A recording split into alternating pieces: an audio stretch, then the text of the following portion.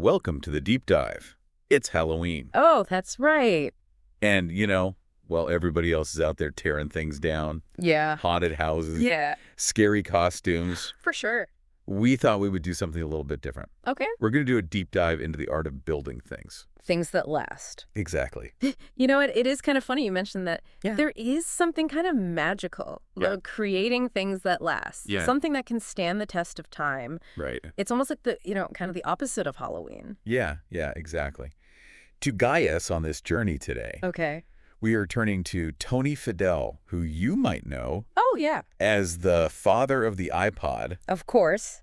also the Nest founder, Right? and his book Build, an unorthodox guide to making things worth making. Yeah, what a great title. I know.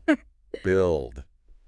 We've got a stack of your submitted excerpts in the book. Oh, wow.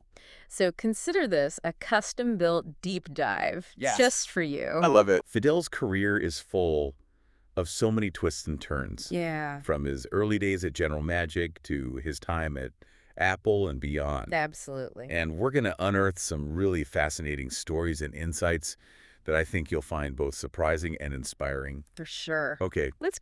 let's unpack this thing. Okay. One of the first things that really stood out to me Okay. in the book was Fadell's story about showing up in a suit for his interview at General Magic. Oh, yeah, the suit-clad Midwesterner in Silicon Valley, I know. amidst all these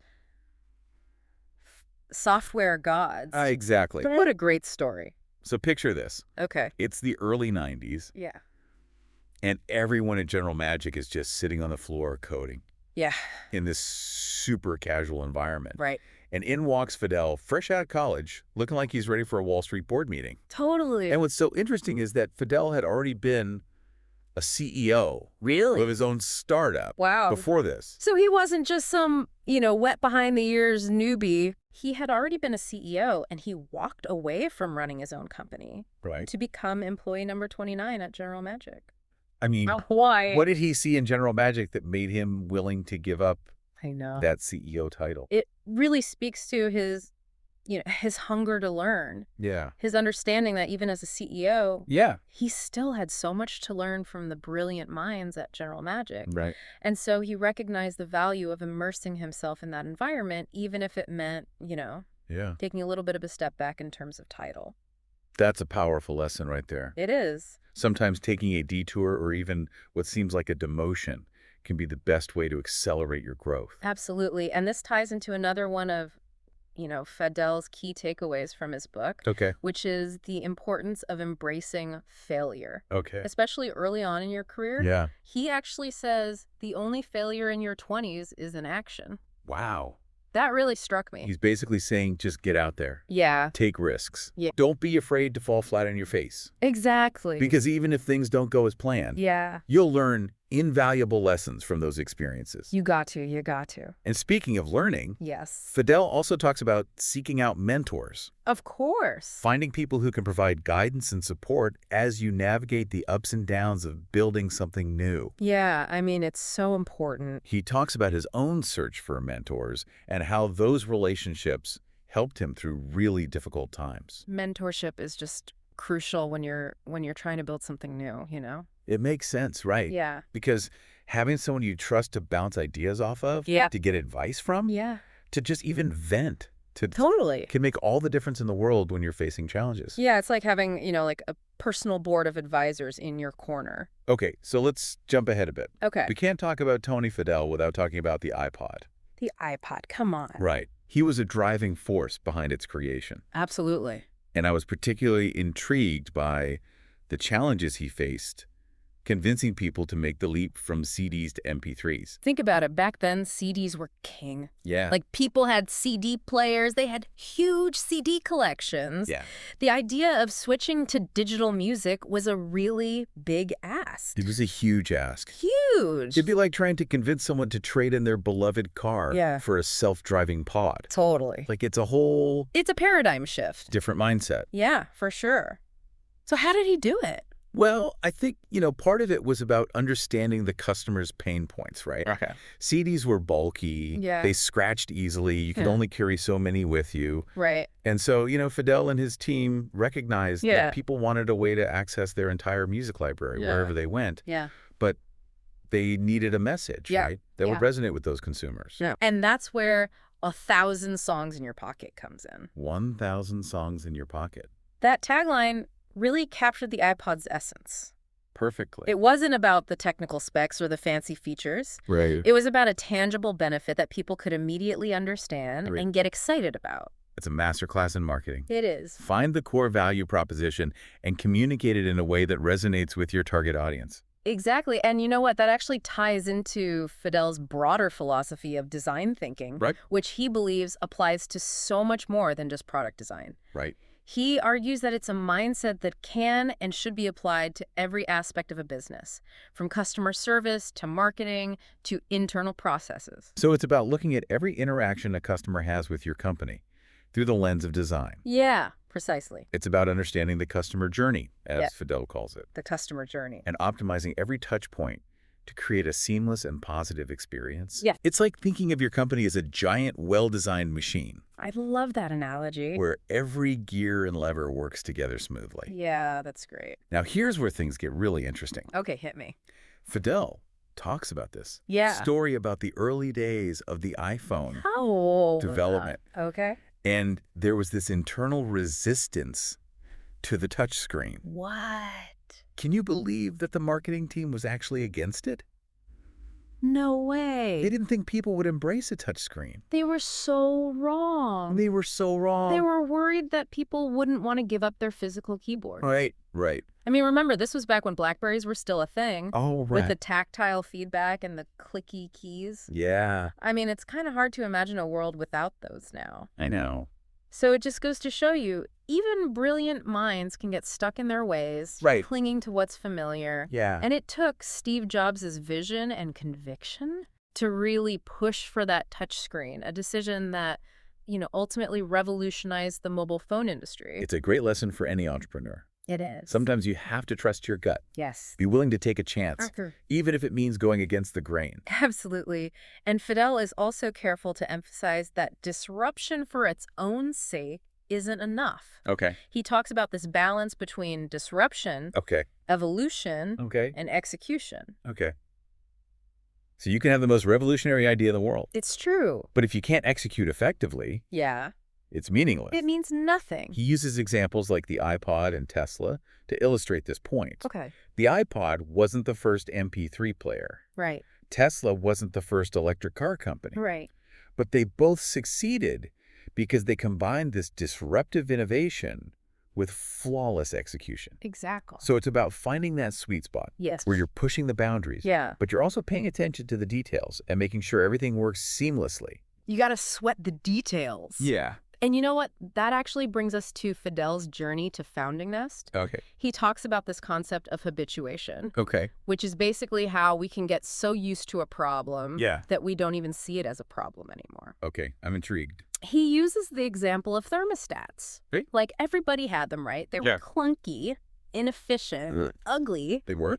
but people had become so accustomed to them Yeah. that they didn't even think about the possibility of something better. Right. Until Fadell came along and said, wait a minute, this can be so much smarter, Right. more intuitive, Yeah. and, dare I say, even stylish. And bam, the Nest Learning Thermostat was born. Exactly. It's a perfect example of how innovation can come from questioning the assumptions we make about the world around us. Totally. What we take for granted may hold the key to the next breakthrough. It's like that saying, necessity is the mother of invention. But sometimes it takes someone with a fresh perspective to point out those necessities we've become blind to. It really does. And speaking of fresh perspectives, Fadell is a big believer in the power of diversity. Okay. Not just in terms of backgrounds, but in ways of thinking. He talks about this concept of seed crystals when it comes to building a team. Yes. Can you elaborate on that a little bit? Sure. What are these seed crystals? So he's referring to individuals who are not only exceptionally talented in their own right, Okay. but also possess this unique ability to inspire and attract others. Okay. They become the nucleus around which high-performing teams are formed. So they're like magnets drawing in talent Totally. and creating this dynamic, collaborative environment. Exactly. And Fadell believes that finding these seed crystals is crucial to building a company that can truly innovate and thrive. Now, of course, building a great team is just the first step. Yeah. As companies grow, they inevitably face new challenges. Fadell talks about navigating what he calls breakpoints, Breakpoints. those transitions between different company sizes. It's like a company goes through its own, growth spurts. Yeah. And each stage brings its own set of unique obstacles. And if you're not prepared for those growing pains, they can really throw you off course. Oh, absolutely. And he stresses the importance of clear communication, Okay. delegation, Right. adapting to evolving roles as a company scales. It's like you need to constantly adjust your playbook as the game changes. Yes. What worked for a team of 10 might not work for a team of 100 Exactly. or 1,000. Totally. Well, this has been fascinating. It has. We've covered so much ground already. I know. From Fadell's early days in a suit at General Magic to the birth of the iPod, the iPhone touchscreen debate, Yeah. and his journey to founding Nest. And we've only just scratched the surface. I know. In the next part of our deep dive, we're going to delve deeper into Fadell's insights on building teams, managing those critical breakpoints, and his philosophy on design thinking. Ready? Stay tuned. Welcome back to our deep dive into Tony Fadell's build. Yeah, it's a good one. We've been talking about tracing his journey from those early days at General Magic, Right. his pivotal role in shaping iconic products like the iPod and Nest. For sure. We've seen how he really emphasizes embracing both success and failure as learning opportunities, Absolutely. the importance of mentorship, and that keen understanding of the customer's experience, the customer journey. The customer journey, it's so important. You know, speaking of building companies, we were just talking about those seed crystals. Yeah, the sea crystals. The people that Fadell describes as not just talented, but also magnetic, Yeah, attracting other great minds. right. And I'd love to hear a little bit more about how he actually spots these individuals during the hiring process. Oh, yeah. Like, what does he look for? It's not just about ticking off boxes on a resume. He really emphasizes looking beyond technical skills and seeking individuals who are genuinely passionate about the company's mission Okay. and who embody these values that he calls the 3 crowns of hiring. 3 crowns. Okay, I'm all ears. Yeah. Lay it on me. So first, you need someone who's exceptionally skilled in their domain. Okay? That's kind of a given. Yeah, you need that baseline of expertise. Yeah. Makes sense. So that's crown number 1. Okay, what's crown number 2? All right, so crown number 2 is all about work ethic. All right. Fadell looks for people who are driven, Okay. dedicated, Yeah. willing to go the extra mile. Okay. It's not about clocking in and out. Right. It's about that inner fire to build something truly remarkable. Okay, so expertise, work ethic. Yep. What's the third and final crown? All right, so this one might be the most important. Cultural fit. Okay. Fadell is adamant about finding people who align with the company's values All right. and who can thrive within that company's unique culture. Yeah, it's like assembling a puzzle. It is. You need all the pieces to fit together perfectly Yeah, to create that complete picture. exactly. And he shares some really insightful stories Okay. about the challenges of hiring, especially as a company grows. Right, those breakpoints we were discussing earlier. Break points. As a company scales, those transitions can be tricky.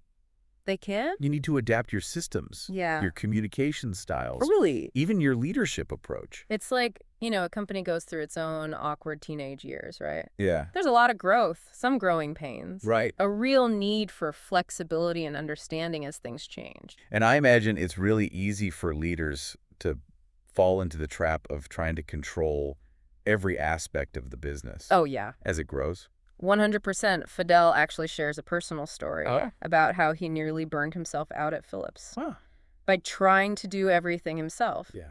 He learned the hard way that delegation isn't just about saving time. It's about empowering your team and fostering a sense of ownership. So it's about letting go of the reins a little bit, A little bit, yeah. trusting your team to make decisions and take responsibility. You got it. It makes a lot of sense, right? Yeah, When people feel that sense of ownership, yeah. They're more invested in the outcome. 100%. And it's not all sunshine and roses. Right. Fadell acknowledges the challenges of dealing with, difficult personalities. Right. We've all encountered a few of those characters in our careers. Right. So those colleagues who, might not always play by the Oh, rules. for sure. He offers some practical advice on how to navigate those tricky situations, Okay. whether it's setting boundaries, seeking support from allies, or in extreme cases, Yeah. knowing when to walk away. So you just got to cut your losses You do. and move on. Right. Now, another really fascinating aspect of Fadell's journey is his experience with venture capitalists. He talks about the importance of finding the right partner when seeking funding. Partner, I like that word. Someone whose values align with your own. So important. He actually compares it to a marriage. He does. He says you need to make sure you're compatible before you say, I do. Yeah. Because not all venture capitalists are created equal. Right. Some are more focused on quick returns, Yeah. while others are genuinely invested in building sustainable businesses for the long haul. Right. It's a good reminder to do your homework. Do your homework.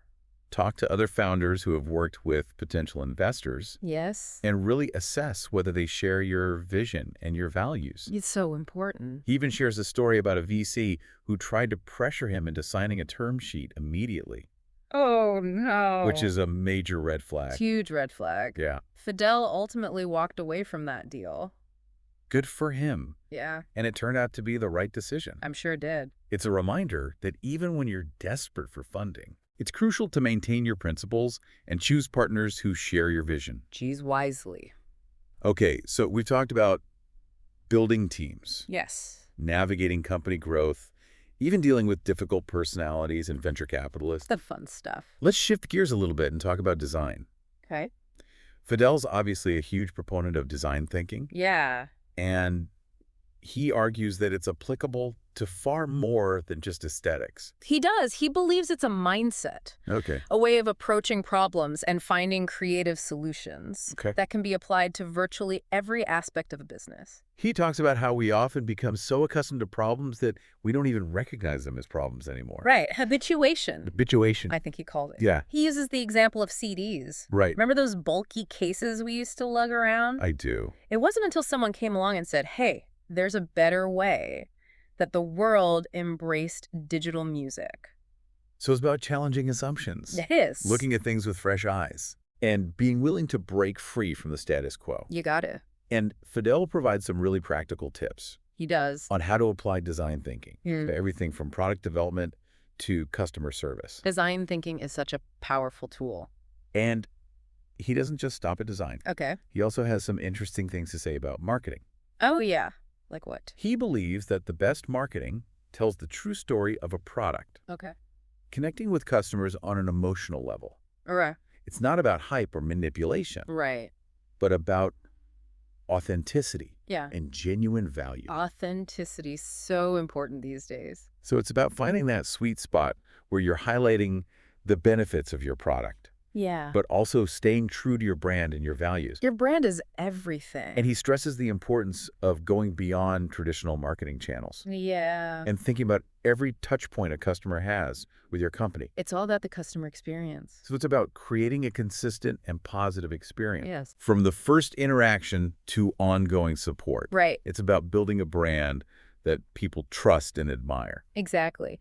Fadell is also refreshingly candid about his own experiences, Okay. including, the bumps along the road. Sure. He talks about the challenges he faced at Google Okay. after the Nest acquisition, Right. highlighting the importance of cultural alignment and clear communication during these mergers. Yeah, it's a valuable lesson for anyone considering a merger or an acquisition. It's a big deal. It's not just about the numbers. No. It's about the people and the cultures coming together. It's the people. And he also gets personal about the demands of being a CEO, Okay. the isolation, and the pressure that come with that role. I bet.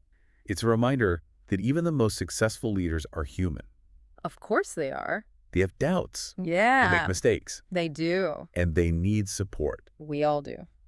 Now, Fadell's journey doesn't end with his time at Nest. It doesn't. He eventually makes this decision to step down as CEO Okay. and transitions into a new chapter. I'm intrigued.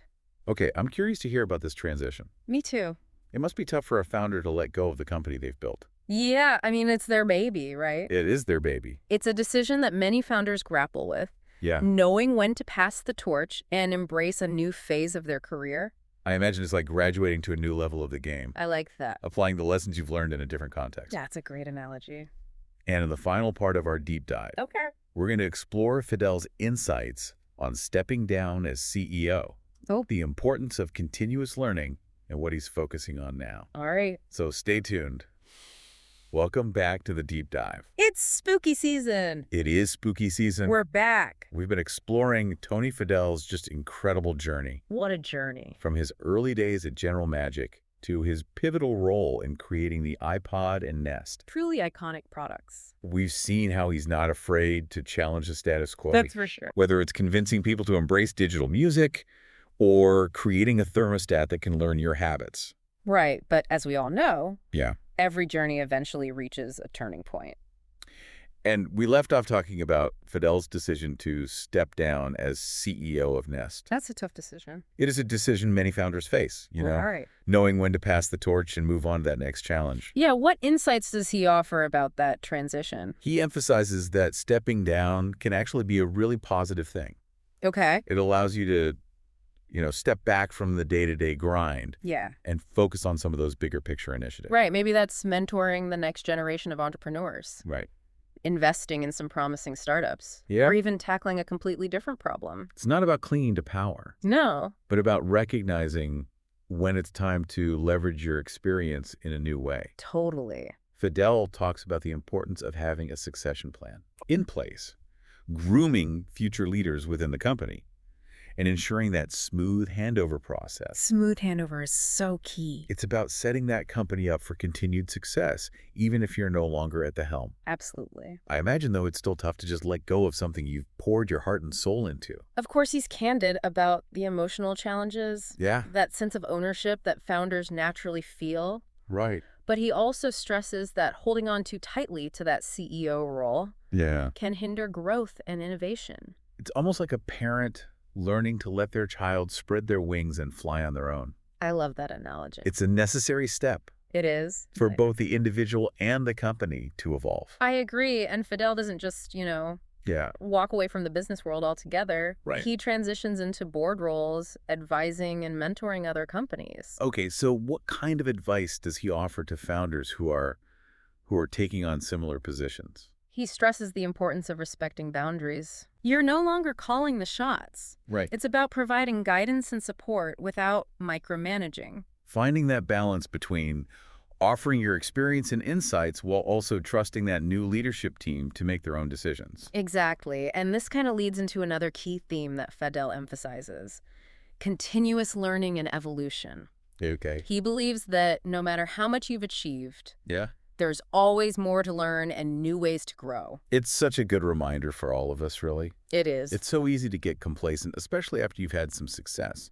It really is, but Fadell really embodies this philosophy. He does. He's constantly seeking out new challenges, Yeah. mentoring these emerging entrepreneurs, Yeah. and investing in these groundbreaking technologies. He's not just resting on his laurels. No. He's always looking for that next mountain to climb. Exactly. And he encourages everyone to cultivate that same curiosity, Right. that willingness to embrace new ideas and never stop learning. That's really what's kept him at the forefront of innovation throughout his career. So what does this all mean for our listeners out there? Yeah. Whether you're building a product, Yeah. starting a company, Yeah. or simply navigating your own career path, Right. Fadell's Build offers a wealth of wisdom and inspiration. It's a great book. It's a reminder Mhm. that creating something worthwhile requires passion, resilience, Yeah. that deep understanding of your customer, Absolutely. and a willingness to adapt and evolve as the world changes. That's key. But Fadell leaves us with one final thought-provoking question. Okay. And this feels especially fitting given that it is Halloween. Oh, I like it. What seemingly mundane, everyday problem are you so used to, Yeah. so habituated to, Yeah. that you don't even see it as a problem anymore? Ooh, that's a good one. It's a challenge to look beyond the familiar, to question those assumptions we make about the world around us, Yeah. and to see the potential for innovation in even the most unexpected places. That's where the magic happens. So as you carve those pumpkins and navigate those haunted houses, Yeah. or just indulge in some Halloween candy, keep Fadell's question in mind. I will. Because you never know. Yeah. The next big breakthrough could be hiding in plain sight. Thanks for joining us on this special Halloween edition of The Deep Dive. I hope you found it insightful. Yeah. Inspiring. And maybe even a little bit spooky. Happy Halloween! Happy Halloween.